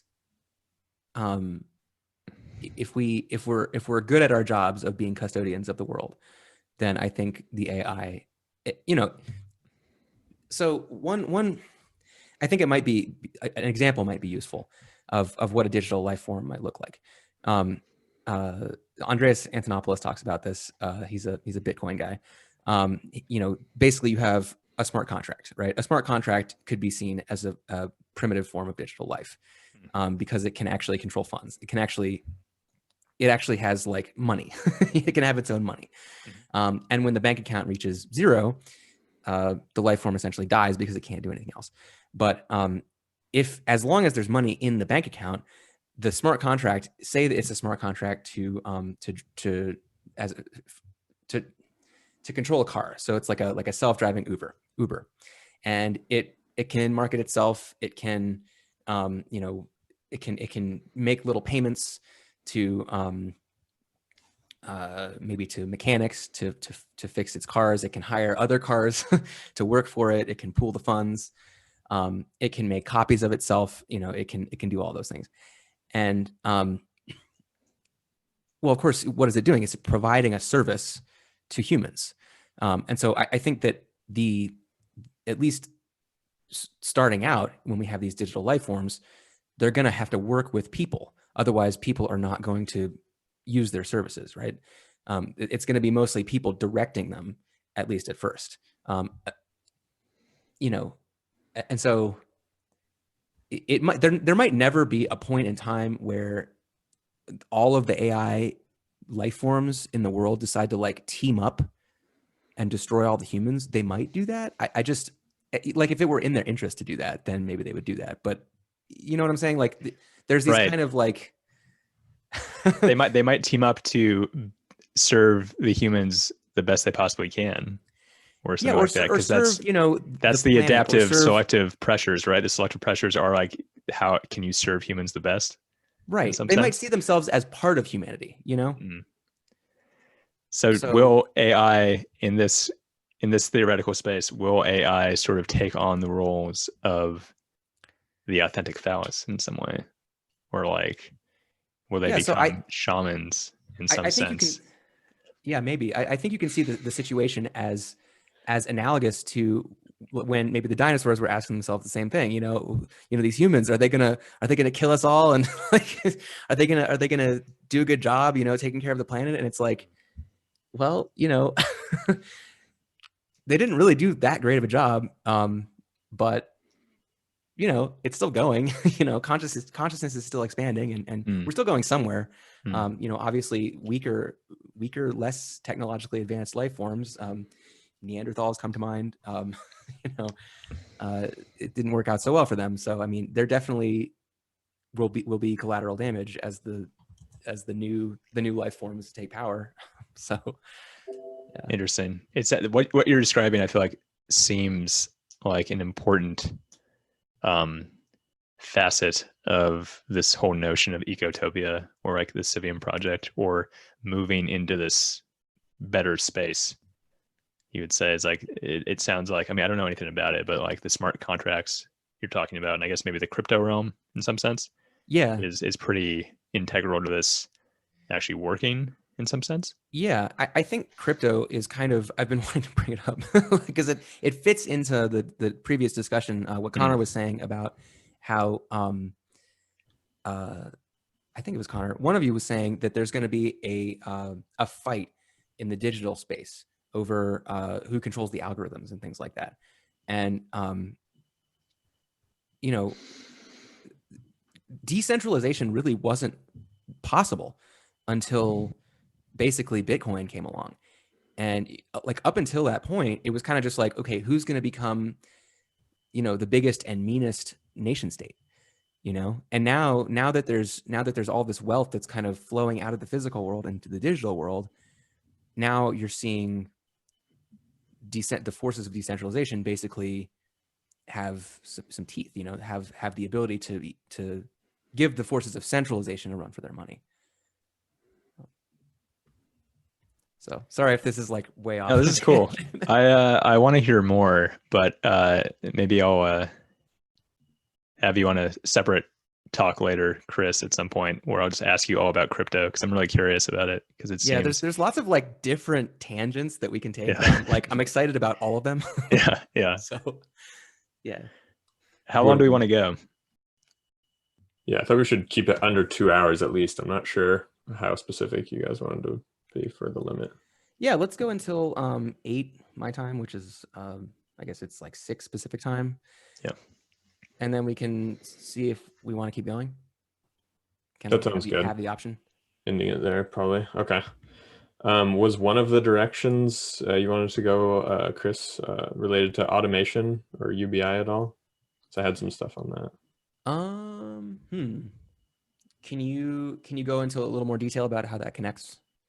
Right. So, and then I think it also is somewhat connected to like, I think there's this kind of anthropocentric fear of AI and the machines kind of potentially being like the next thing beyond humans, and then humans being lesser than in some sense. That creates a kind of desire or a nostalgia to like go back to ancient forms of civilization, which to some extent I think we do need some aspects of them, like the more animistic sense of the natural world as sacred, because of the fact that we've never really had a culture and technology as potentially being a threat to nature at large.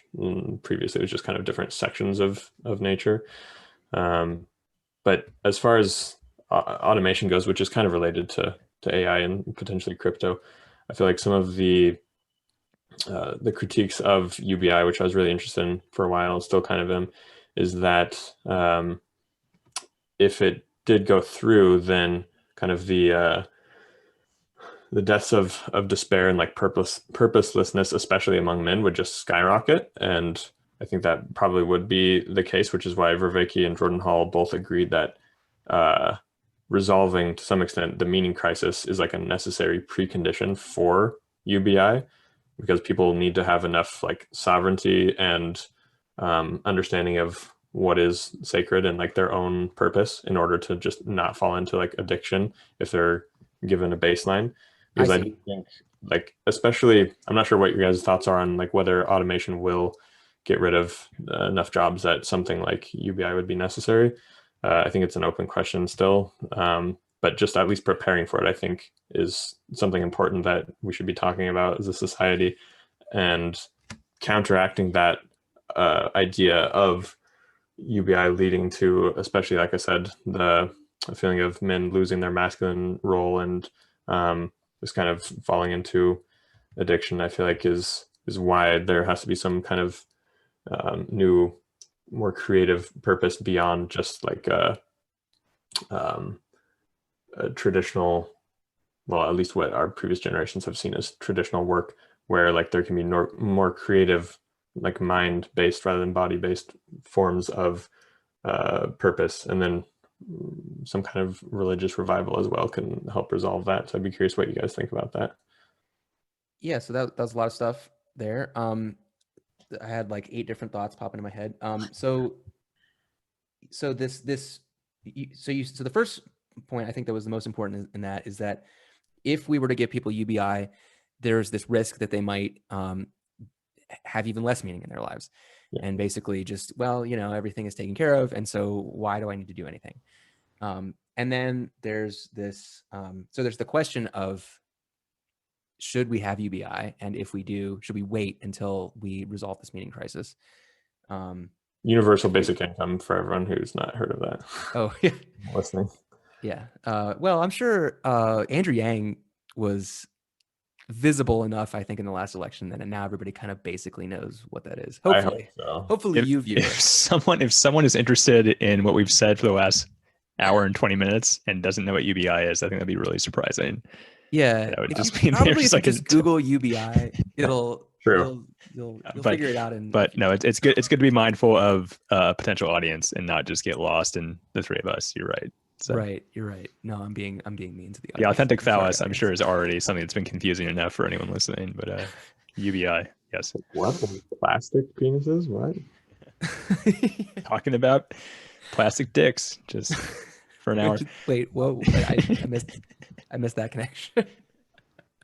Authentic. Never mind. Don't worry about it. Anyway, so getting back to UBI and so this directionlessness that society has since we separated the church and state and we got rid of religion, or we didn't get rid of religion, but we kind of almost got rid of religion. It just but then it kind of came back up, right? It started rearing its head as other things, as what Vervaeke calls these pseudo-religious ideologies. Yeah. And so things like wokeness and things like alt-rightness and things like, sort of, a lot of them are political. Well, and then like fascism and communism in the 20th and century. fascism and communism, yeah, and all that. And this, all of those things do strike me. I love that Vervaeke put it that way, because they do strike me as this kind of like longing for a religion, longing for a god, you know, like I want something to worship, you know, that kind of thing. But also the community and the kind of cognitive cohesion that happens when you have this kind of collective consciousness. Like you have all of these minds that are focused together on one thing. And a shared narrative frame. What's that? And a shared narrative frame, sorry. And a shared narrative frame, yeah, exactly. So what was it? The nomological order and the narrative order and there's normative. And the normative order, yeah. So we need to get back to that. And then I guess, did you say Vervaeke was the one who said that, or Jordan Hall and Vervaeke were talking about how if we were going to do UBI, we would need to like wait until that meaning has kind of happened again. And Jordan Hall was talking about, I don't know what Vervaeke thinks about the Civium Project, about kind of making these new cities where we're going to hopefully, I guess the idea is we're going to have lots of different experiments for what sort of governance models might work in a physical setting. Is that right? Yeah, Jordan largely talked about the differences being adapted to the different ecologies and landscapes, but I think different civic models would probably also perhaps be likely, although maybe they would have less long distance cohesion. I agree, different like civic arrangements or political arrangements for them as well could be interesting. I don't know if he spoke about that. So, okay, yeah. So I remember what I was going to say. So have you heard of the Seasteading Institute? Yes. Yeah. So this is big in the crypto space, crypto / anarcho-capitalist space. So they like to refer them to themselves as startup governments. So these seasteads are basically like these little floating cities. And the idea is that, you know, you're your own government. You don't have to answer to any higher government. You're just, and this kind of is the same. There's a, what is it called? Like international water law, like international ocean law. I forget what it's called, like maritime law or something like that, where like if you're a boat, you're basically, and you're like outside of the jurisdiction of some, you know, a nation state, you're basically your own jurisdiction. You're basically, you know, your own law. And, you know, captains of ships traditionally are like dictators, you know, for that reason. So yeah, the idea is you would have these cities, and the Civium Project does kind of remind me of this. It's kind of like, okay, let's have our own little society unto itself. And I don't know how like anarchist Jordan Hall is with this idea. Like, I mean, presumably if it's built on land, it's going to have to deal with regional and national governments. But I did want to, this is another thing, you guys can take it or leave it, but I did want to mention, so we had done like 2 or 3 episodes on a book called The Sovereign Individual, where they talk about how they think in the future, nation states are actually going to break up into city states. And it just kind of actually seems like that's where things are going. So, you know, it seems like, yes, we should, like, it seems like Jordan Hall and Vervaeke are kind of like pushing for something like this to happen, but it also seems like it's kind of naturally happening on its own, and people are going to have to figure out sort of self-governance on a more local level anyway, as the nation state kind of seems to be teetering. But I don't know what you guys think about that. I mean, there was some resurgence of it with like the 2016 elections in Europe as well, almost like as a reaction to the global economic homogenization and the corporate power. But yeah, there is also like the eco-village movements, and the model that Jordan Hall used for one of his videos was from oceanics, which is similar to seasteading as well. So I agree to some extent. Cool. I don't know anything about this stuff, honestly. So it's very interesting to hear about it. The seastead, it's so interesting. And the idea of going back to city states is also a very interesting thing. And I really haven't thought about it enough to really make any sort of statement about that. But I do think that clearly the sort of more, at least the more tribal way of living, or the more sort of, at least the number of people that you actually kind of want to associate with.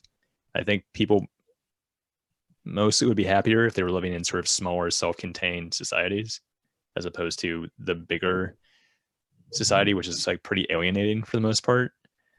It's hard to say. I mean, I think a lot of people do like living in the city. Of course they do. And they like being exposed to like everything that's going on, and like lots and lots of people and lots of ideas and all the culture. But it does seem to me, if people are searching for a sort of more meaningful way to exist, that they are going to naturally gravitate towards smaller village type situations. Yeah, what do you guys think of the idea that since the internet has unified the world so closely, that, and because the masculine likes to organize itself into hierarchies, that it seems like in order to succeed as a man, you have to compete against everybody in the whole world. Whereas like in just a few decades ago, it was like, you could get to the top of whatever hierarchy, whatever local hierarchy you were, contending in. Whereas now it's kind of like, well, everything I do is meaningless because there's always somebody better, there's always somebody better. Like every idea that I come up with, I Google it. I'm like, somebody already came up with that. I don't know. Yeah. Do you think that relates at all? I think that probably would make a lot of men feel somewhat discouraged. I mean, I think it applies to women as well, with like beauty standards and the visuals of looking things up, having access to like the most attractive people immediately. And then I think also with the local life, you'd have more of stages of life where you can be the best for this stage of your life, which when young would perhaps be more physically based, and then when older you'd have more of the wisdom. Whereas like Bard talks a lot about the youth worship in the West, in the US in particular, makes people feel like they constantly need to be young in one sense, but successful in a more, and almost in a more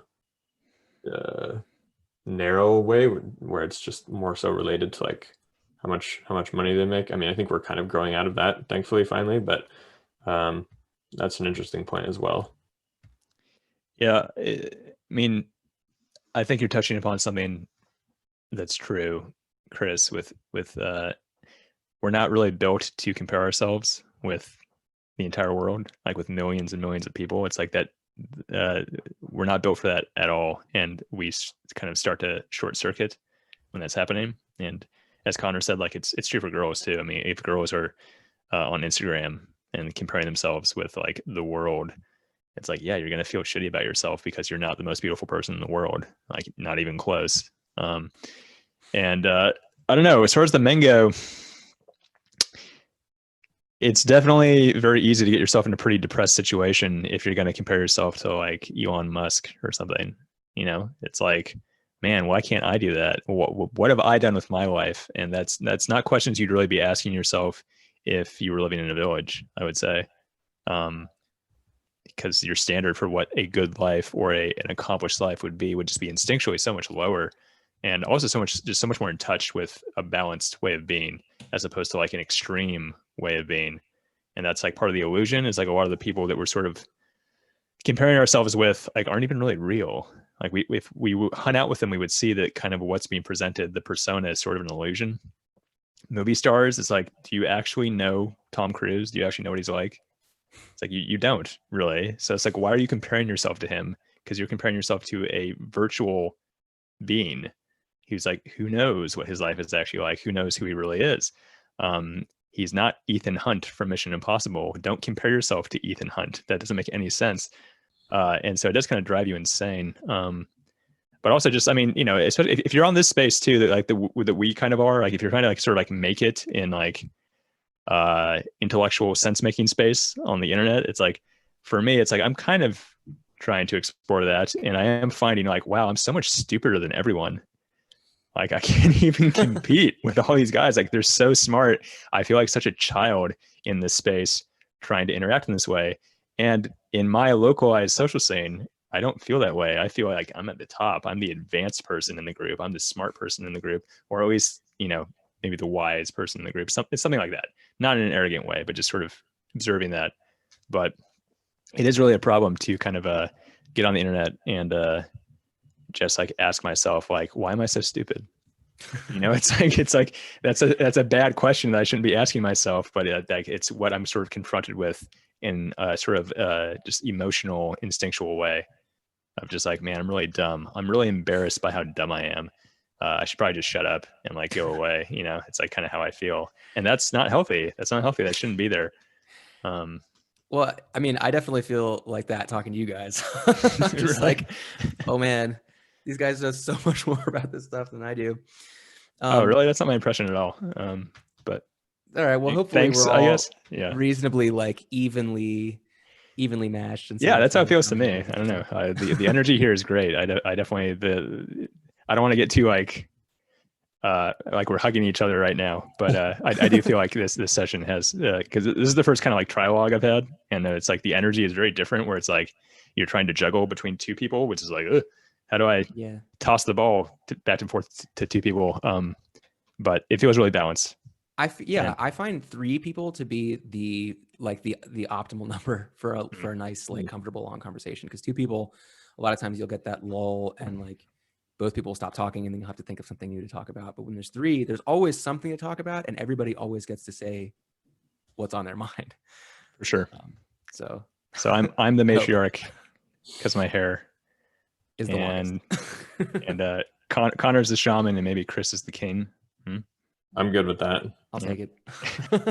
Yeah, I think sort of what you guys are touching on here speaks to like the need for more of a in-person role model. Like Bard talks a lot about the tradition for tribes would be to have like a kind of uncle figure that is more who teaches you and that who's your role model rather than the father, because the uncle would be like, you don't have to be related necessarily, but whatever vocation that you are archetypally, which may not be the same as your father's, they would be like if you want to be like a hunter, or now you want to be like a entrepreneur or something, you'd have a kind of role model that inspires you. But then unlike looking Elon Musk up and just feeling bad about yourself, they would also be able to like directly teach you in a more, in-person way. Like there's so much more forms of communication, like body language and everything. I was just looking someone up.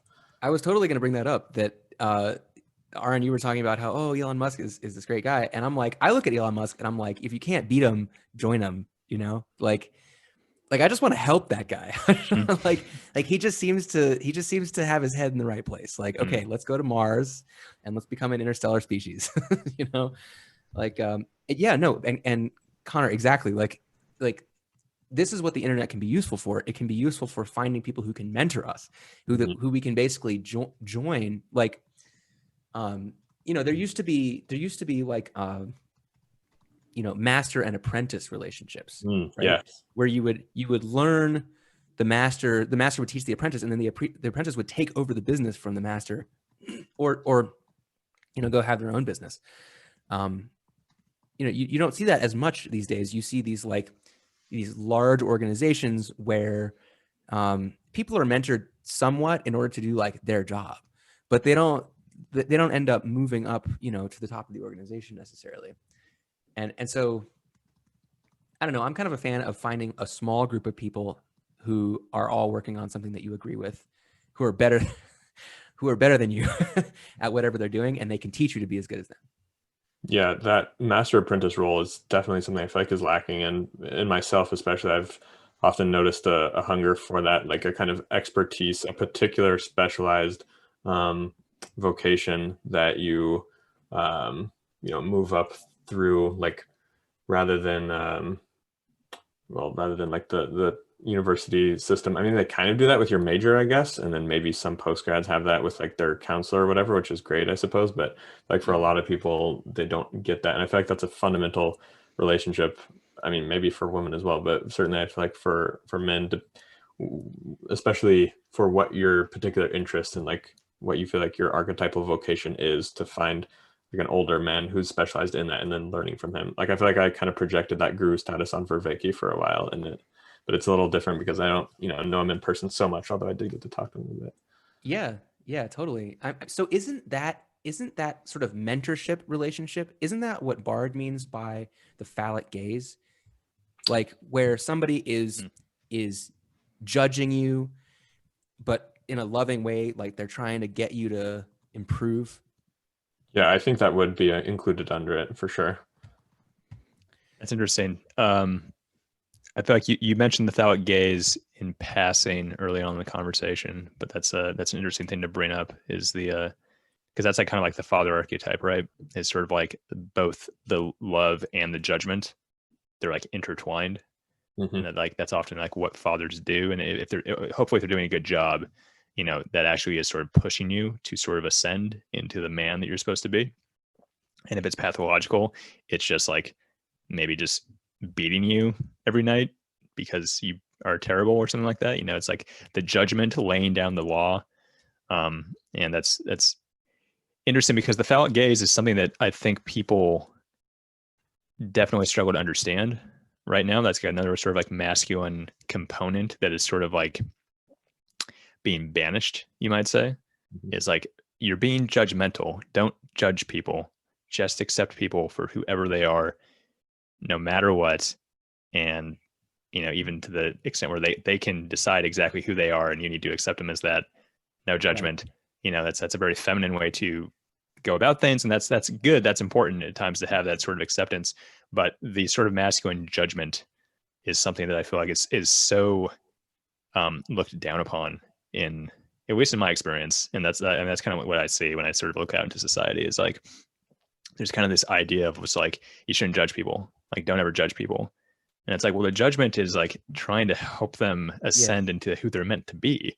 Like, and like, that seems like a good thing to do, right? It's like, how can we even function without sort of, in some sense, nudging each other to be like, hey, you know, maybe you should stop that, or like, you're kind of falling off the path, get back on the path, or like, be better than you are. Like, why are you letting this happen to yourself? Stand up for yourself. Don't be such a wimp. Yeah, exactly. Yeah, I mean, Connor, do you think that's what Bard means by the phallus is missing, or the phallic gaze is missing, or is lacking? I guess is the way he put it. Yeah, and that's why he said like Jordan Peterson was a complete expression of that lack of it, like young men missing that, and definitely embodied that. You're a mess. Pull yourself together. Sort yourself out. Yeah, I feel like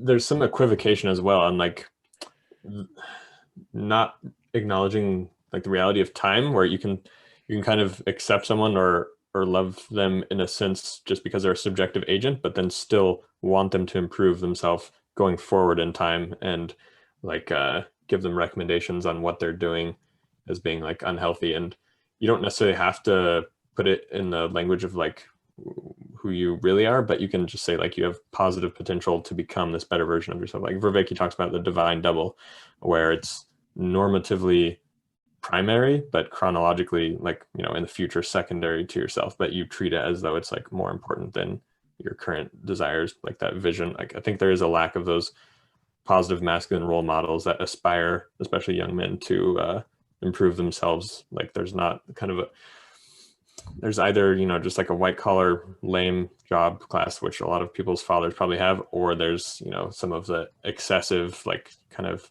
stereotypical or cliched masculinity, maybe not so much anymore, but like the 80s action movie hero, where it's not really realistic either, rather than a realistic but still inspirational masculine role model. I think that is still kind of lacking right now. Yeah, totally. So what do you guys think is the reason for this lack of masculine energy? I guess going back to like an hour ago, there was this kind of there was World War II, and there was this kind of big explosion of all this masculine energy, with the nuclear bomb, and then there was the rise of feminism, and there was this kind of culture that discourages judgment, it encourages acceptance. It's very motherly, but the father is kind of absent. And then there's also like, I find that, you know, when I'm looking for mentor figures, it's just like they're not there, or they're like busy, you know, they're busy doing other stuff. So I don't know if do you think it's because people are encouraged not to mentor other people and judge other people, or is it because they're too busy? I mean, just as far as mentorship goes, just in general, this is something that we're built for it, right? We're built to mentor, and we're also built to be mentored. That's like a natural way to become an adult. And but I can't imagine a position of being a mentor specifically in modern day that would be very lucrative, except for some like very specific, like you are an executive life coach, like, you know, you get paid well to mentor people, or Personal trainer maybe for physical. sure, something like that. I mean, there's definitely examples of how that's definitely a thing. Like mentorship is a thing, but Well, the yeah, or idea, just CEO, you know, like you just mentor the other people in your company to do what you do. right, but it's And then the educational system that we have doesn't work in terms of mentorship very well, or at least just public schooling. I mean, for me, like just my experience with the school system up through college is just like it just didn't work for me. It didn't make any sense to me, and I hated it. I just hated it the entire time. And I can see how if it had been instead an apprenticeship of some kind, and it was some dude just like whipping my ass into shape to like be good at something, it would have resonated with me way more. Which is like why sports like resonated with me like really, really well. Like I did really well with sports. I got like a scholarship to go run cross country in college, and that was school for me. It was like cross country running. But all the academics, just like the whole format of it, it's not really a mentorship. It's sort of something that's I don't know, I would say it's a little more feminine in the way that it's structured, sort of. And it didn't yeah, I resonate would with definitely me. agree with that. So mentorship, it's like, how can that be lucrative in some sense? It's like it's hard for it to be lucrative, therefore it disappears. It doesn't fit into the market very well. And you're talking about people being too busy to mentor. It's like, yeah, because they need to get paid basically, and that's Well, part of but the problem. what if, yeah, I mean, so you mentioned, you know, life coach and like trainer. But what about just like, I mean, you can mentor people for a fee. You know, there's online classes. You know, there's I don't know. Yeah, it seems like there would be maybe a market for something like this for, because you said that, I mean, you're missing it in your life. Maybe other people are missing it in their lives. You know, Oh, just somebody to like whip absolutely. your ass and be Yeah, like, I think there is a market practice. for it. I think there is a market for it, and honestly, I think that market's going to grow as the world moves more online. Honestly, it's like, would you rather pay for these like weird online classes, or do you want to pay this thinker that you follow to have correspondence with you regularly, and he's going to help you develop yourself? Like, you know, I mean, would you pay Jordan Peterson to like talk with you one-on-one like once a month? It's like, of course he would. And Yeah. you could, Well, I mean, he the could, man is a psychologist, so I mean, oh, that too, like that too. that's partly his job. Partly his Or- job, but you know, that's the kind of thing is like people would rather pay for that than probably pay for online classes, honestly. So there's a future there, and there's definitely a market for it, as you're saying, but it's sort of like this weird like gig economy.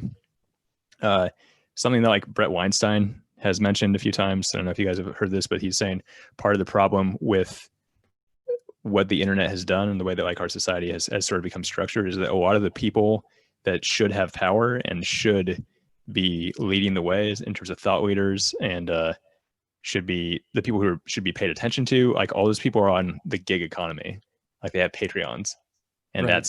that's the only way they can go. It's like Yeah. okay, if you're going to go out on your own and try and like be a thought leader, it's like, will you donate to my Patreon? It's like that's what they're reduced to, and that's kind of a problem.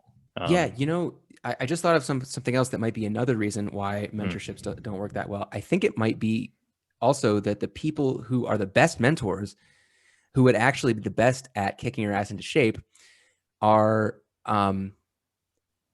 well, they're probably putting their skills to use for some company that's paying them a lot of money. And the people who are a lot of times the people who are available to mentor actually don't know the material that well, but they're just really good at marketing or something like that.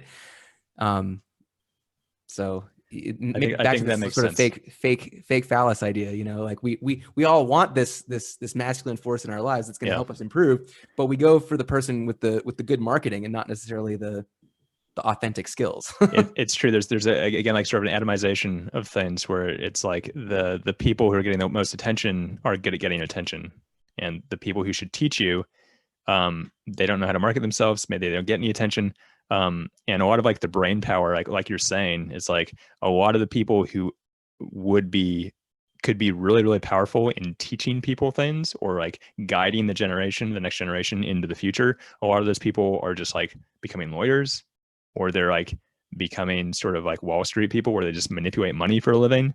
And it's like, it's a lot of like really a lot of brain power is being wasted on things that like that could be redirected into the sort of educational space. But anyways, this is a very old conversation that's been going on for a very long time, is like education, like why does it suck? It's a problem. So and one more thing. Being a sort of crypto nerd, crypto head myself, and having been kind of just kind of a sound money guy, once you start looking into it, you see how, because the money is so messed up because of central banks, you see all of the downstream effects of that. Basically, you can incentivize behaviors that are really bad for society. And as they say, power corrupts. Absolute power corrupts absolutely. I mean, the more money you print, the more power you have, and you can pay all of the good and smart people to just be occupied all the time working for you, instead of teaching their knowledge to the world. So yeah, I would think there'd be a need for a cultural shift to value these kinds of mentorships more, rather than like the advertising giving the people who are best at advertising the power. But would you say then that if there was a larger movement toward crypto and away from fiat, that these things would emerge naturally as a result of that? Like quality would actually rise to the top in that sense? I think so. I think there would be a long period of evolution. Like, you as I said with the sort of digital life forms conversation, the best algorithms would win out over time. The crypto space is very young still, and so you see a lot of scams, and you see a lot of, exactly what I'm talking about with the fiat world is happening in the crypto world. Basically you just have these people who are very good at marketing, and they're getting all of the investment, and then they're running off of everybody's money. But the space is robust and becomes stronger over time instead of more corrupt over time, at least for now, until we get like quantum computers. Then it's hard to say what'll happen after that. But you do see the space getting stronger over time. You do see people are learning lessons. They're saying, oh, this probably is a scam because it looks like this other thing that was a scam, and so we're all kind of learning which things to trust and which things to kind of avoid. So do you think also, though, that if there was a UBI, it would allow people who had more like interesting things to teach to actually be able to like take up a position of like a mentor, whereas normally they'd be like with the Patreon sort of thing, they might have to have another job to get by with that unless they're successful enough, and allow them to like make their own organization or become a mentor without having to have like a traditional job that prevents them from going into that role? I think so for sure. It's hard to, it's fun to talk about because it's really hard to imagine what would happen if people didn't really have to worry about making ends meet anymore. And there'd be negative effects, there'd be positive effects. For me personally, if I got UBI, for instance, I feel like I could devote energy into doing really positive things for the world. And that's part of the reason I'm not able to do that, is because I'm sort of reduced to kind of, I need to like go work in a bar basically to pay for rent. And if I got UBI, for instance, it's like, okay, I could just like full-time try and explore wisdom and try to build communities, and that would be a good thing, right? And it's like, I don't think I would just stop doing this if I could make ends meet. I don't think I would just be like, okay, I'm just going to smoke weed and play video games all day now. So a lot of people would be freed up to do things they feel passionate about. And something that a lot of people feel passionate about. I think a lot of men, especially, is they feel passionate about teaching. Like they really do. Like this whole sense making space is just full of people who feel really passionate about wisdom, making sense of the world, and passing that wisdom on. Like they really enjoy the idea of also like healing people. So like there's this whole, because it's shamanic. Like again, there's this healing aspect of just like helping people regain agency and figure out their trauma. And there's the sort of passing down of wisdom. And because people actually instinctually want to do this, if you freed up their living expenses, they would do it. So I would say yes. If there was UBI, I would think that the mentorship, because the mentorship drive is strong, but for both the giver and the receiver, because it's very human. So I would see that all these very human things we want would come back into, they'd be allowed to breathe more, I would think. Yeah, I feel like for those people who have that purpose, it would be an amazing opportunity to like give them more time to devote to that, like to the ikigai concept I really like, where you want to do something that you're good at, are passionate about, is good for the world, and ideally would make you money, but this would potentially remove that one need. And the question is just whether automation would allow for that. Like we'd still need some human jobs, just maybe less hours in the work week to devote for more like improving the world rather than just, you know, giving people bullshit jobs to do, which I've had one. And I feel like that in some ways is almost worse than people feeling like they are, you know, given money and have no purpose, feeling like they have to go pretend to do a job that's actually doesn't even need to exist just to like get by. And then from the system's perspective, just to like keep them occupied, I suppose. I feel like that's a huge waste of positive energy where it could be devoted to like improving the well-being of the world rather than just pretending it's for the survival when we don't actually need it for the survival anymore. Soul crushing is a word that comes to mind with a lot of jobs. Yeah. Where it's not just like neutral, it's like you actually feel like you're being destroyed by your work because it's so inauthentic. Yeah, this is what people from the Soviet Union used to say. Like, you know that you're doing something useless and it just destroys your soul. My thought on UBI, just if we want to talk about like, do we think it's a good idea, that kind of thing. You know, whenever people talk about UBI, they talk about it being this kind of constant thing. Like, well, you're going to get $1,000 a month. And it's kind of like, I don't think there's any reason to do it that way because number one, you know, there are boom and bust cycles. Like there are good times and there are bad times. And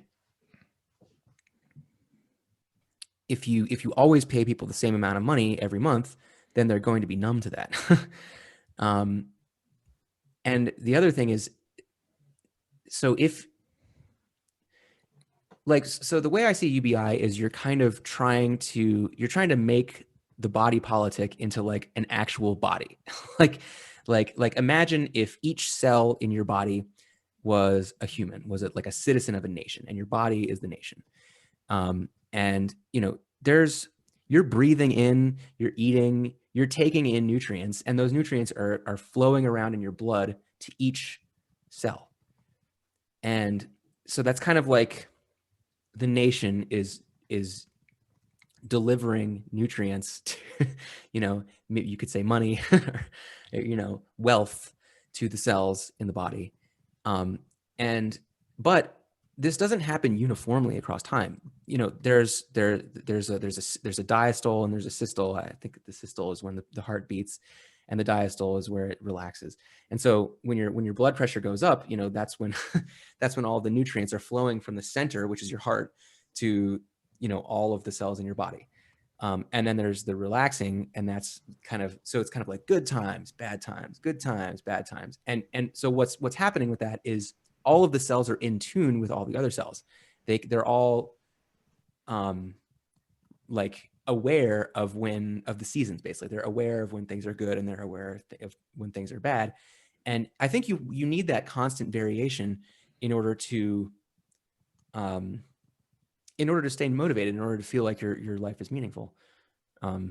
So the people who have the places that have implemented UBI have done it as as a dividend. So Norway and Alaska, I think, have UBI or some form of it.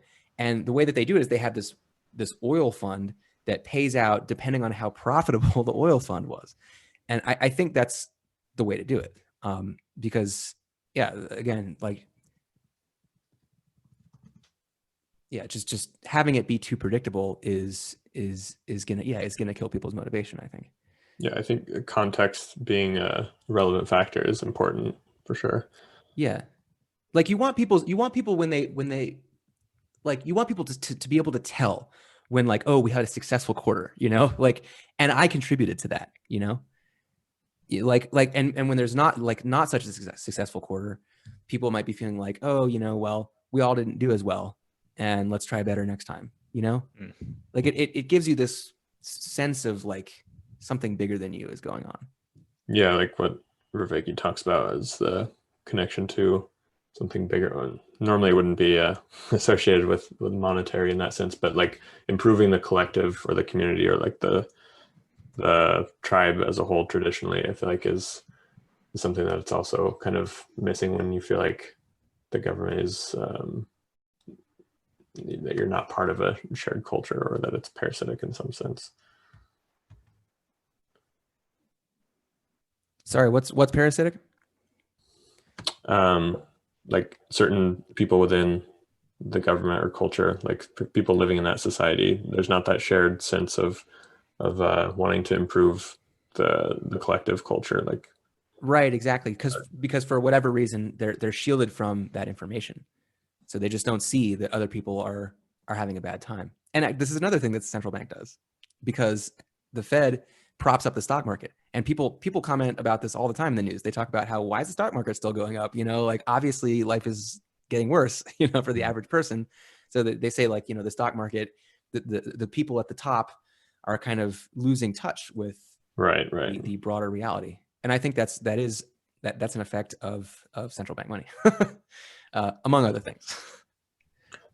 So what do you think of Jordan Hall's argument for UBI as like just increasing the amount of signal from each node within the collective or the body, where like he gives the example of a cleaning lady who might have to take a job with a very low pay to like clean out offices of like some hedge fund managers for a very low price. But if you had UBI to like have the ability to say no, then the actual wage for that would reflect her ability to make that choice and like improve things versus just be able to go back and have a very simple existence on UBI, just like growing a garden. But does that make sense? Yeah, I'm not sure how to really make sense of that, but go ahead, Chris. Yeah, so I remember Jordan Hall making that argument. It's basically like, okay, if everybody had a UBI, then you'd be able to take the job if it was something that really interested you, and if it was at a wage that really interested you, rather than basically having to accept the job because you have no other choice. I think it's an interesting argument. I don't know if I really agree. It's just like, you have that choice anyway. Like, even if you're at the very bottom of potential earners, you still have a choice of who to go make minimum wage for. So I don't know that it's really that powerful of an effect, but maybe I'm missing something. Yeah, I don't know anything about this, and so I'm again just shooting in the dark with my thoughts, because this stuff is so fucking complicated that I always feel like anything I'm going to say is just like, nope, you don't get it, it's wrong. But if you were to have a UBI, if everyone had enough money to make ends meet, it does seem like people would be more able to refuse jobs that suck, right? Like, if there was a job that like really you really didn't want to work, you wouldn't have to work it anymore. And then the question would be, well, who would take that job if it's a job that sucks?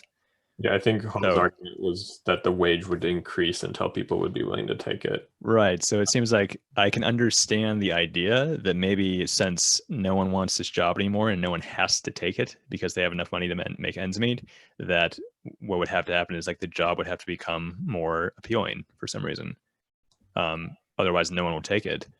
But again, there's like the kind of ripple effects that would have are confusing to me. Like I don't know how to make sense of that. And it's not as simple as like, oh, all the wages would go up and that's it.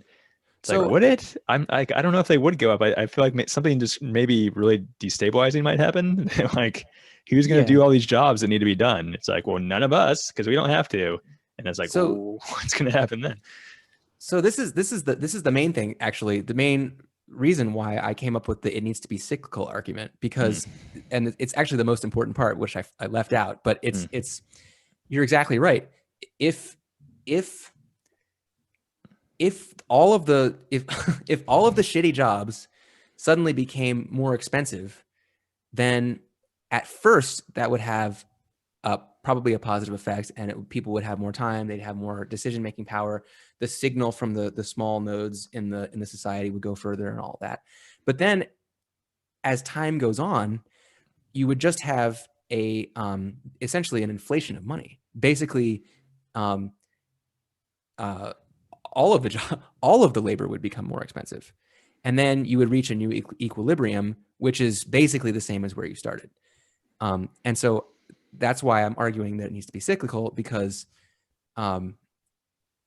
if you just turn it on, then at first you're going to have probably a lot of positive effects, but then you're going to reach a new balance. You're going to reach a new equilibrium. And then basically the shitty jobs will still be considered shitty jobs, even if they're paying more. They'll be considered just as shitty as they were at the beginning. So would you apply that argument to the minimum wage increase as well? Yes, I would. Yeah. Yeah, I think that is what happens with minimum wage too. Like at first you see these, sort of wealth effects, but then you basically just see inflation. Yeah, I think it's even more obvious there, less time span. Yeah. Yeah, exactly. Well, I think this is a good time to close for me, at least. So if you guys are ready to close it out. Yeah. We've been talking for a while, but it's been really stimulating, and this conversation has gone by much easier, much more easily than, like you said, Chris, like a lot of the one-on-one conversations I have. So yeah, it's been really fun, and I feel like I learned a lot. I took down a lot of notes because there were just so many interesting things you guys were saying. It was like, oh yeah, good point, good idea. Okay. So it's been fruitful for me. Yeah, me too. I definitely feel like I learned a lot. You guys are fountains of information. Yeah, this was great. I really enjoyed it, guys. Thanks for doing this. Yeah, let's do it again sometime soon.